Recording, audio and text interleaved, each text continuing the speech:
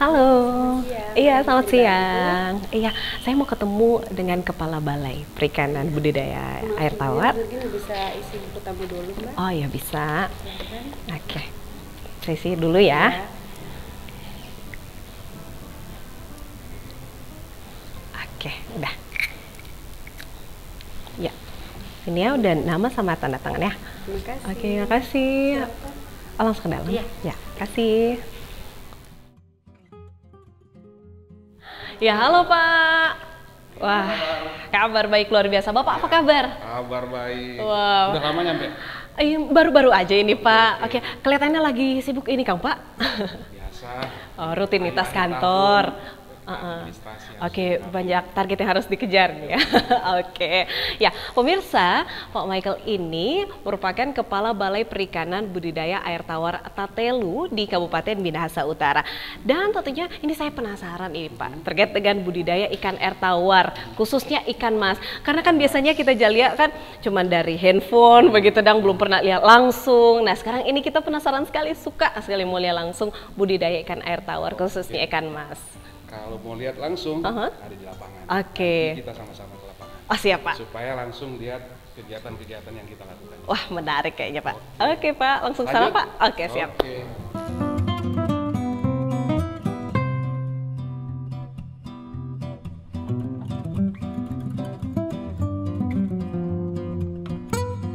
Oke, jadi di Lewat sebelah situ, sana. ya. Oke siap Pak. Ini jalannya Uh-uh. ya. Oh iya. Hati-hati. Oke. Nah di sini Pak, untuk bibitnya ini ada berapa banyak kira-kira Pak, kalau untuk ikan? Kalau bibitnya tergantung, Oh. tergantung pesanan. Uh-uh. Nanti kita dibawa kan, Uh-uh. misalnya Iya. satu ekor ikan mas itu DP telur di dalam itu sekitar Ya. 85.000 sampai 125.000. Oh oke. Tapi untuk di sini biasa rata-rata cuma 100.000, Oh, 100.000 ekor. Orang piara di sini dapatlah sekitar 50.000 lah, sekitar 50.000. Nanti orang kasih lepas DP pembesaran di belakang di bawah. Oh oke Gitu. siap Pak. Ya Pak, kalau untuk DP tahapan kan pertama dari Induk. induk ya, Iya. baru yang kedua Pak. Kalau Induk, kayak setelah itu sikatnya, untuk maaf. pemijahan induk. Oh pemisahan induk, oke. Dia pemijahan induk di situ, pemijahan, kemudian Pemilihan induk. pemeliharaan larva. Iya. Nanti setelah itu pembenihan yang untuk Oh. sedikit-sedikit besar itu di pembenihan. Oh siap. Gitu, terang Oke Pak. Iya. Iya.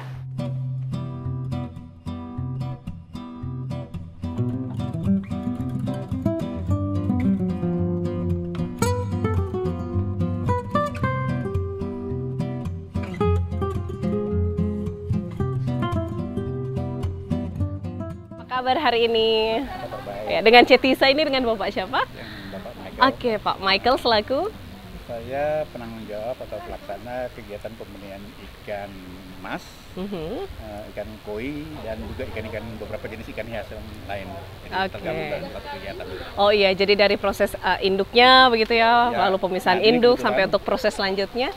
Ini kebetulan Ya. teman-teman sudah menyiapkan kolam induk, kebetulan ini induk betina. Oke. Jadi kita akan seleksi induk, memilih induk yang matang gonat istilahnya, Aha. yang siap dipijahkan, siap Ya. dikawinkan dengan jantannya nanti. Oh, Jadi oke. induk betina di sini kita akan seleksi induk jantan di kolam sebelah. Oke. Kemudian kita akan bawa ke tempat tempat perkawinannya, Ya. tempat pemijahan kalau istilah ininya, istilah perikanannya. Lalu disitulah digabung jantan induknya dijadikan satu. Nanti mereka akan kawin sendiri. Nah ini induk yang dibudidaya ada sekitar berapa ini Pak? Kalau ikan mas ini untuk induknya ada sekitar induk betinanya ya. Iya. Induk betinanya ada sekitar 60 ekor, jantannya juga itu. Oke. Jadi induk kita pelihara di kolam sebelah ini. Untuk bisa dapatkan induk yang matang gonat istilahnya, matang telur atau ini. Satu itu kalau bisa untuk mengawinkan induk yang betina, induk Ya. betina itu satu sudah punya telur Oke. matang. Heeh. Yang induk jantan harus punya sperma ya, istilahnya. Nanti kita cek nanti di lapangan nanti di kolam ini ada betina yang punya gonat, ciri-cirinya ada. Kemudian yang tahapan ini kita sebut sebagai tahap seleksi induk Iya. yang siap dikawinkan, Oke. dipijahkan. Biasanya kalau tahap seleksi induk ini berapa lama Pak prosesnya? paling beberapa jam. Tergantung skala kita untuk mengawinkan nanti. Oke. Untuk persiapan ini kita siapkan mungkin sekitar 2 ekor betina. Jantannya sekitar 8 atau 10 ekor. Oke. Jadi kita punya semacam SOP ya, Iya. untuk pembenihan ikan mas. Itu satu jantan, satu betina dibuahi oleh 2 jantan berat. Oke. Jadi kalau betinanya berat 1 kilo, kita butuh 2 kilo jantan. Oh. Gitu. Ini Oke. dimaksudkan jadi untuk menghindari, karena ini pemijahan atau perkawinannya kan dalam air. Iya. Jadi, untuk meningkatkan efisiensi daripada spermanya si jantan. Iya. Karena air kan. Iya. Nah, bisa saja spermanya kemana-mana gitu, makanya jantannya dikasih banyak. Oke, wah ternyata ada aturan atau juga SOP-nya ya Pak ya, Ya, untuk tentu kami punya pembenihan SOP, maupun juga induknya. Ya. Seperti ini ya, Oke. kan buncit nih. Iya. Nah, artinya punya telur. Oh ya. Nah, terus Oke. kita Yang jantan yang mana Pak? Yang Iya. jantan yang betina yang mana? yang jantan kita di Jadi kolam sebelah. nanti, Oh ya, ini betina semua ya. Ini betina semua. Oke. Karena tidak boleh digabung jadi satu. Kalau Kalau kita peliharanya jadi satu, mereka kawinnya sesuka hati. Oke. Kapan mau kawin. Padahal yang kita harapkan, kita kan punya program ya, namanya untuk program pembenihan. Kapan kita mau kawinkan, skema produksinya, skema ininya kita yang tentukan, bukan ikannya. Ya. Jadi ketika kita inginkan misalnya memproduksi untuk 2 bulan atau 3 bulan ke depan, kita siapkan dari sekarang gitu. Oke. Nah, ini kita ya. lihat ya. Coba kasih ke sini. Nah, Boleh saya kemudian- pegang Pak? Boleh. Boleh ya? Kemudian bagian perut ini biasanya lembek. Oh, lembek ya? Semakin lembek itu artinya telurnya semakin siap untuk dilepaskan. Oh gitu. Iya, iya tapi emang ini ya Pak ya, langsung bisa kerasa gitu. Ya, Di dalamnya itu ternyata ada telur ternyata. nah, ada telur. Oh iya, boleh Pak? Boleh. Ini nggak bakalan lepas nih Pak. Langsung. Oke. Iya. Wah ternyata ini ikan masnya pemirsa. Ini dia. Wah, saya takut nih Pak, lama-lama ntar nggak bisa napas lagi ikannya. Oke. Yang induk Sip. betina, induk jantannya di sini. Oh iya. Di sebelah. Oke. Oke, siap Pak. Kita langsung ke sana aja Pak. Nah, Oke.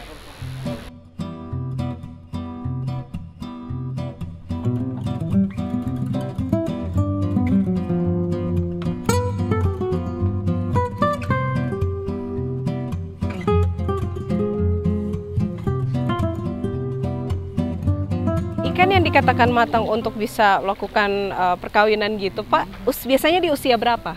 Ini Lama. usia 1 tahun udah bisa. Oh, 1 tahun udah bisa ya. Oke. 1 tahun sejak larva ya. Sejak, Iya. sejak dari situ. Dari keluar. situ. Ya. Oke. Udah bisa. Cuma Siap-siap. memang dia optimalnya ya udah 2-3 tahun. Iya. Ini ada berapa banyak ikan Pak kalau di satu kolam ini? Ini Kira-kira? kalau yang ikan masnya ini Mhm. 60-an. Oke. Kalau keseluruhan yang ada di sini ada sekitar berapa Pak? Kalau untuk yang jantan? Ya itu. Gitu. 60 ya? 61 kolam ini? Cuma kita Oke. kebetulan karena kolamnya terbatas, jadi Mhm.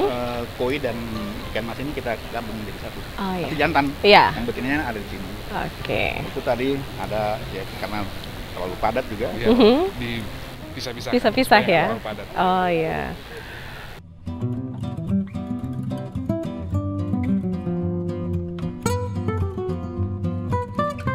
Sekarang saya coba stripik ya, mau lihat kualitas spermanya.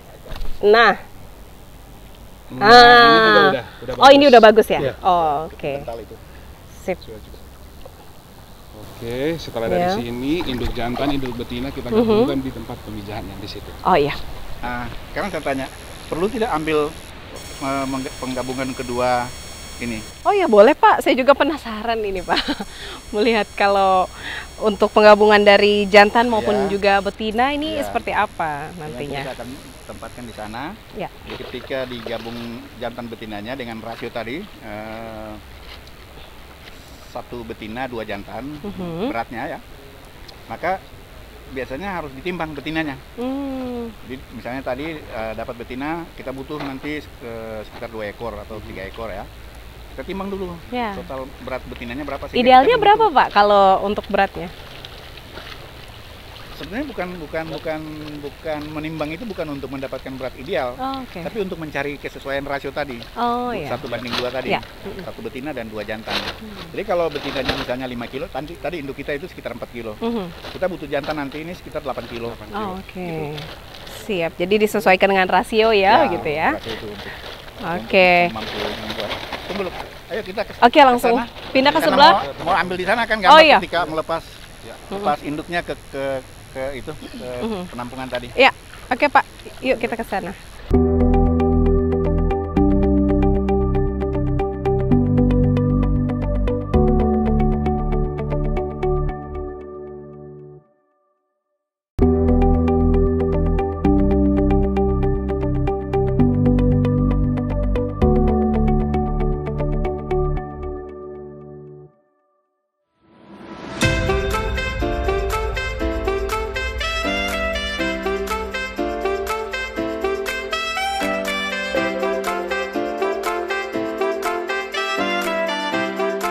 Ya, ini tempat pemijahan ya, Pak. Oh ya, ini Ya. tempat bangsal Jadi- pemijahan ya, Pak? Jadi kalau kita sudah menyiapkan atau menyeleksi induk jantan dan betina tadi, kita akan ke tempat bangsa pemijahan atau Oke. hatchery. Ya. Di sini nanti kita akan menggabungkan induk jantan dan induk betina yang sudah kita pilih. Ya. Ya, tadi kan dengan rasio 1:2 ya. Iya. Nah, yang ada sekarang kita punya induk jantan Ah, iya. sudah ada. Iya. Ini nanti induk betinanya kita ambil lagi dari yang tadi kita ambil gambarnya. Nah, Kita gabungkan di sini. Iya. di dalam ini namanya hapa pemijahan. Ini hapa. Ya. Untuk pemijahan ini terbuat dari jaring nilon mata 300 mm. Ini maksudnya supaya kalau nanti telurnya dilepaskan, telurnya tidak keluar. Atau kalau Oh. nanti jadi larvanya tidak lolos. Oke. Jadi harus pakai yang bermata Yang berbahan nilon ini ya. Iya. Memang adanya Oke. bahan nilon. Iya. Biasanya proses untuk pemijahan antara ikan betina maupun juga jantan berapa lama, Pak? Dalam prakteknya itu kira-kira semalaman. Semalaman. Jadi proses kita menyiapkan induk, seleksi induk sampai dengan menggabungkan induk jantan dan betina itu biasanya pagi. Hari ini ya misalnya. Nanti semalaman, nanti dibiarkan semalam di sini. Besok pagi sudah kawin mereka, sudah ada telurnya. Oh iya iya. Sudah ada. Nah, nanti kita akan lihat. Itu langsung kelihatan ya, Pak, telurnya yang dihasilkan? Biasanya langsung ya? Telurnya akan Biasanya dilepaskan, menempel ke kakak. lalu Oh, oke. telur induk betina yang dikeluarkan akan dibuahi oleh sperma si jantan tadi. Oh, oke. Setelah terbuahi, nanti nempel di ada yang namanya kakaban. Kita lihat ada yang Oke. namanya kakaban, yaitu tempat menempelkan telur. Jadi kurang lebih hanya butuh 1 malam. Oke, iya. Nah Pak, biasanya kita cuma tahu makan ikan mas, sekarang kita langsung lihat secara langsung budidayanya. Oke, selanjutnya Pak, langsung ke kakaban? Jadi ini Bisa? kan kita akan ini ya dilepaskan, lalu kita beri kakaban. Oke, Boleh? iya. Boleh. Langsung lepas ya. Ya, jantannya, Nah, betinanya. kakaban, look. Jadi biarkan saja mereka begini, nanti mereka kawin sendiri. Ya. Ya. Kalau biasanya kawin itu terjadi pada jam 12 malam sampai jam 6 pagi. Ya. Oh ya. Prosesnya ya. Ini kakaban Iya. terbuat dari hidup serat serat. Iya. Fungsinya apa Pak kalau kakaban ini? Kakaban ini tempatnya telur yang nanti dilepaskan ketika menempel. telur menempel di sini. Ya. Iya. Kenapa perlu pakai kakaban? Karena kalau kita biarkan tanpa kakaban, telurnya akan menempel di Sekitar luar jaring dasar. nilon ini ya? Ya. Oh, Dan iya. peluangnya ketika tanpa kakaban itu telurnya bertumpuk-tumpuk. Oh. Menurunkan daya tetas nantinya.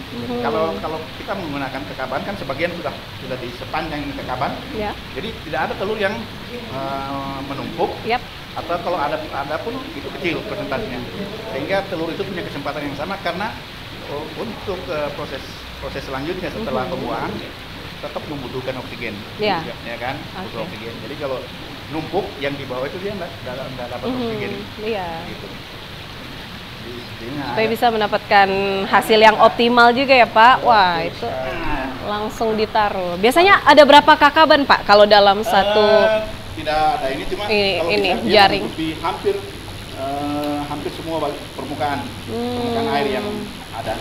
Iya. Jadi kalau ini ya untuk 4 cukup mungkin kita ya. Iya Pak. Biasanya kalau yang tidak berhasil, kenapa itu Pak? Faktor yang paling sering ya, paling sering itu kurang akuratan ketika kita menyeleksi induk tadi. Misalnya induk betina yang tadi kita seleksi, satu kurang matang. Yang kedua dari jantannya, spermanya encer. Iya. Tidak bisa membuahi. Tidak mampu membuahi, Iya. membuahi si telur. Jadi harus spermanya kental, dan karena itu rasionya tadi Iya. 1:2. Karena kalau memijah kan kemana-mana tuh sperma. Iya. Iya. Supaya efektif, ya kasih banyak. Dikasih banyak supaya selalu ada sperma yang bisa membuahi. Oke, kalau dalam satu jaring nilon ini kira-kira ada berapa ikan ini Pak? Kalau ini paling 2 atau 3 induk betina, jadi jantannya kan nanti dihitung gitu ya. Tapi 2-3 induk sudah cukup. Kalau yang seperti yang di sebelah itu kita pakai sampai 5-6. Oh, 5 oke. sampai 6. Iya. Ada nggak Pak yang telur-telur ini batempel dang di kakaban kalau di sekitar sini? Oh, oke, sebelah sana. Kita akan lihat nanti. Iya. Kita sudah siapkan dari kemarin ya. Jadi kita ini ada di sini. Nah, Pak Michael, ini kakaban yang sudah ditaruh semalaman ya? Ya. Gitu, oke. Nah, ini kalau saya lihat dari atas, ada beberapa telur yang sudah menempel ya, Pak ya? Yang kelihatan putih-putih itu telurnya. Oh, ya. Jadi memang ini sudah dari kemarin berarti ya, Pak ya? Untuk ikan mas jantan maupun betina ditaruh sini. Semalaman ya, untuk mereka kawin, setelah pagi kita cek. Kalau ada telur menempel berarti saat sudah ada telurnya, maka induk harus kita kembalikan, kita angkat, kembalikan. Ini tadi pagi sudah diangkat, jadi induk betinanya dikembalikan lagi ke kolam betina, induk jantan dikembalikan lagi ke kolam jantan untuk istilahnya apa ya, maintenance, recovery, recovery. Kasih makan lagi, pemeliharaannya bagus, airnya dijaga bagus, supaya di periode berikutnya dia juga siap lagi untuk dikawinkan. Gitu. Oke, jadi memang rehat sejenak gitu ya. Dikasih makan lagi supaya bisa memproduksi lagi ya Pak ya. Nah, kalau itu dari induk, kalau misalnya untuk telur-telurnya Pak nanti dipindahkan kemana? Ini telur ini kita akan biarkan dia butuh waktu 2-3 hari. Jadi kurang lebih 48-72 jam untuk menetas. Kalau menetas sempurnanya itu sekitar 72 jam. Tapi biasanya di hari kedua itu sudah mulai ada telur yang menetas menjadi larva ikan. Jadi kita butuh sekitar itu. Nah, tetapi karena penetasan sempurna itu baru terjadi setelah 3 hari, makanya sampai hari ketiga itu belum diapa-apakan, biarkan saja masih di sini. Oh, masih di sini. Setelah itu baru kita pindahkan ke tempat berikutnya untuk dipelihara larva riringnya di situ. Iya. Nanti kita lihat.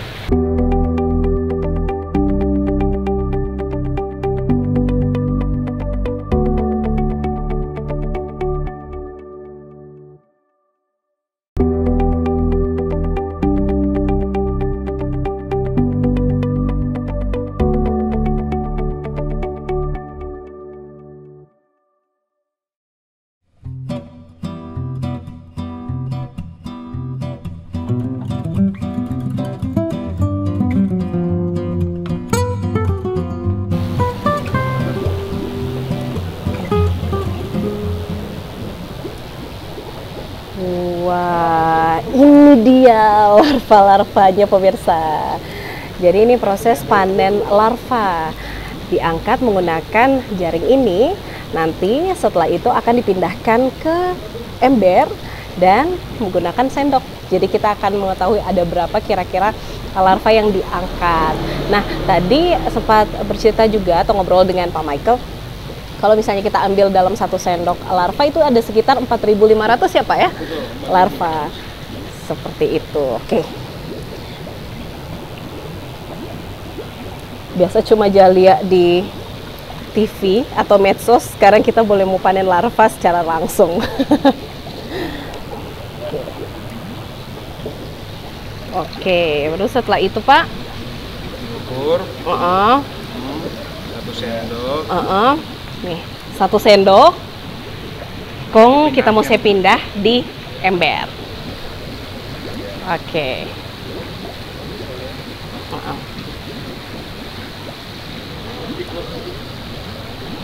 Oke, cukup kayaknya Pak. Cukup. Oke. Iya.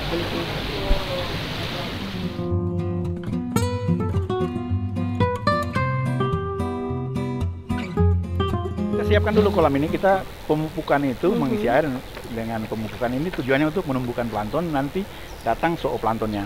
Ya. Nanti ada zooplanktonnya.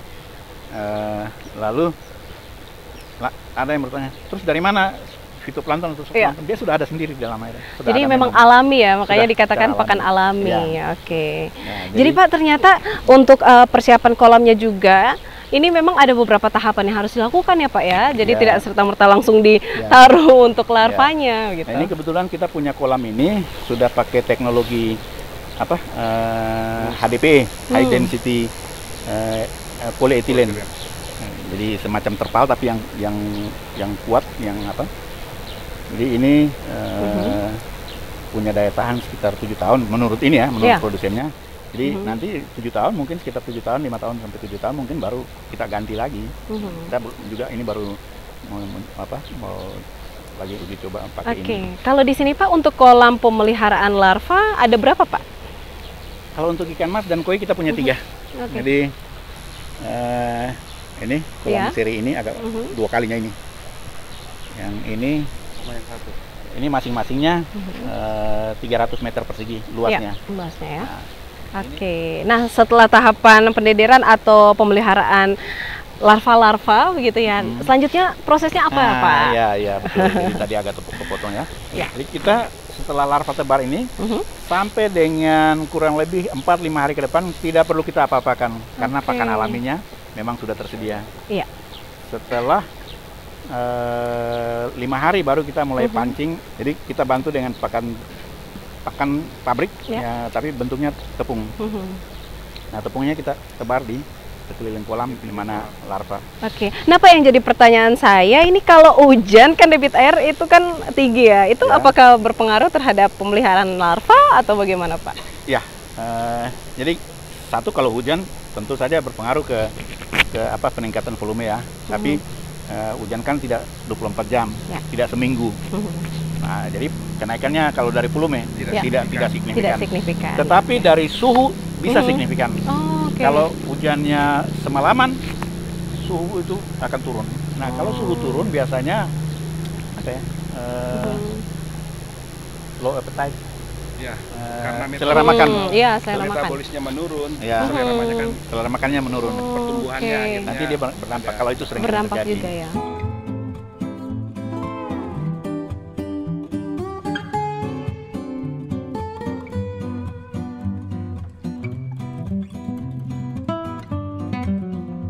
Jadi kita di Balai Perikanan Budidaya Air Tawar Tatelu ini kita punya luas lahan itu 14,6 hektar. 14,6 hektar itu untuk produksi ikan nila, ikan mas, ikan patin, ikan gurame, kemudian ada ikan tawes, kemudian ada lobster air tawar. Itulah komoditas yang ada kita. Nah, yang paling banyak dikembangkan itu di sini adalah nila, karena konsumsi masyarakat di daerah Sulawesi Utara itu kebanyakan nila. Oke, untuk itu budidaya ikan air tawar khususnya juga untuk ikan nila ini banyak begitu ya. Betul, dan terus sekali. dilakukan, dan salah satunya juga ikan mas ya Pak ya. Betul. Nah, pemirsa, tadi kita sudah melihat bersama bagaimana budidaya ikan air tawar khususnya untuk ikan mas.